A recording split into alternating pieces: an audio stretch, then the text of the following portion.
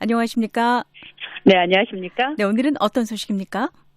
네, 조 바이든 미국 대통령이 미국 의회에 우크라이나 지원을 위해서 330억 달러의 추가 예산을 요청했습니다. 터키 대통령이 자말 카쇼기시 피살 사건 이후 처음으로 사우디아라비아를 방문했습니다. 영국이 유럽연합 EU에서 들어오는 일부 품목의 통관 도입을 또다시 연기했다는 소식 이어서 전해드리겠습니다. 네, 자, 지구촌 오늘도 우크라이나 관련 소식부터 시작하겠습니다. 자, 조 바이든 대통령이 의회에 대규모 추가 예산을 요청했다고요?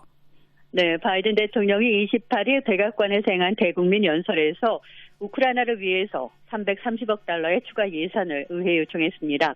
바이든 대통령은 우크라이나의 자유에 대한 투자는 치러야 하는 작은 대가라고 강조했습니다. 네, 미국 의회가 얼마 전에도 이 우크라이나 지원 예산을 승인했었죠? 네, 맞습니다. 지난달에 의회는 136억 달러의 우크라이나 지원 예산을 승인했는데요. 최근 몇 주 동안의 군수 지원으로 거의 다 소진됐습니다. 바이든 대통령이 이번에 요청한 액수는 그 2배가 넘는 규모인데요.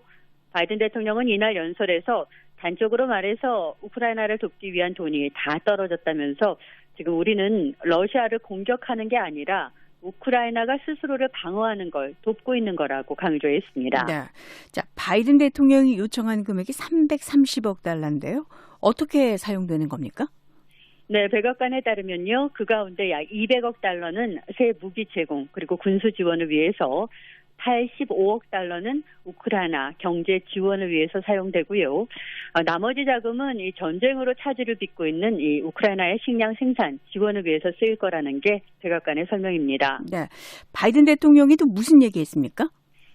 네, 바이든 대통령은 블라디미르 푸틴 러시아 대통령을 직접 겨냥하면서 당신은 결코 우크라이나를 지배하는 데 성공할 수 없을 거라는 말도 했습니다. 또 러시아가 최근 폴란드, 불가리아에 대해서 천연가스 공급을 중단한 걸 비판하면서 미국과 동맹은 러시아가 서방의 제재에서 벗어나기 위해서 공갈, 협박하도록 내버려두지 않을 거라고 경고했습니다. 그러면서 침략과 협박은 결코 승리하지 못한다고 강조했습니다. 네. 자, 미국 의회가 이날 우크라이나를 지원하는 또 하나의 중대한 조처를 했다고요? 네, 미국 하원이 28일 우크라이나 무기 지원에 속도를 낼 수 있도록 무기 대여 법안을 표결에 붙여서 압도적으로 가결했습니다. 법안의 정식 명칭은 우크라이나 민주주의 방어 무기 대여 법안인데요. 찬성 417표, 반대 10표로 통과됐습니다. 네, 상원에서는 어떻습니까? 네, 상원은 이미 몇 주 전에 표결을 통해서 만장일치로 통과시켰습니다. 이로써 앞으로 미국 정부가 우크라이나에 대규모 군수물자를 신속하게 제공할 수 있게 됐습니다. 네, 자, 무기 대여법이 제정된 것이 2차 대전 때라고 들었습니다. 네, 맞습니다. 이 법은 1941년 2차 세계대전 당시에 미국이 나치 독일과 맞서고 있는 연합군에 절차상의 장애 없이 신속하게 군수물자를 공급하기 위해서 만든 법인데요.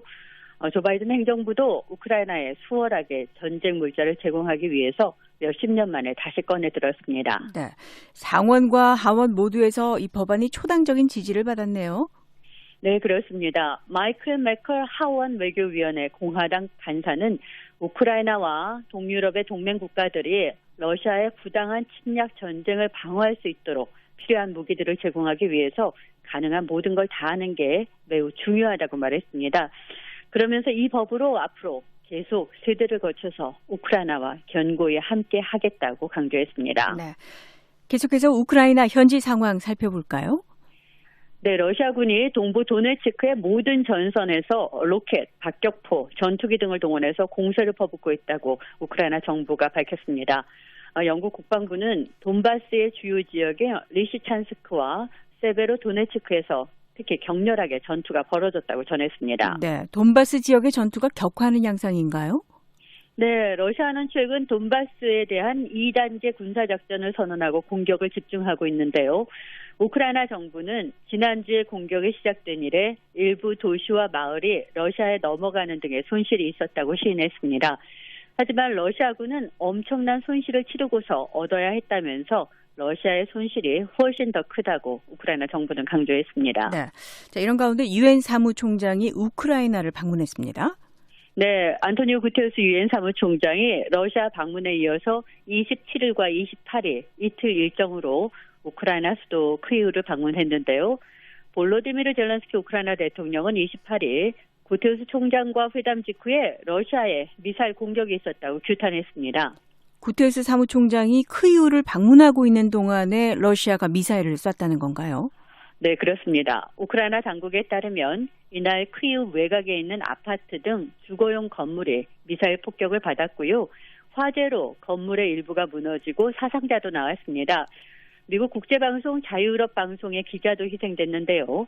젤렌스키 대통령은 유엔과 유엔이 대표하는 모든 걸 모욕하는 행위라면서 러시아 지도부에 대한 적절하고 강력한 대응을 촉구했습니다. 네. 자, 구테르스 사무총장이 우크라이나를 어렵게 방문했습니다. 무슨 이야기 했습니까?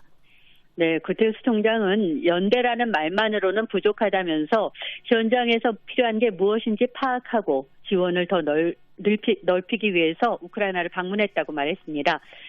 그러면서 마리우폴의 민간인 대피 통로 개설을 거듭 촉구했고요.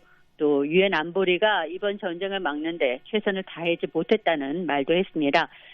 구테르스 총장은 앞서 키이우 외곽에 부차, 보로디안스카, 이르핀 등 러시아군의 집단 학살 의혹이 제기되고 있는 현장을 방문해서는 21세기의 전쟁은 악이고 터무니없는 짓이라면서 러시아의 전쟁 중단을 촉구했습니다. 네.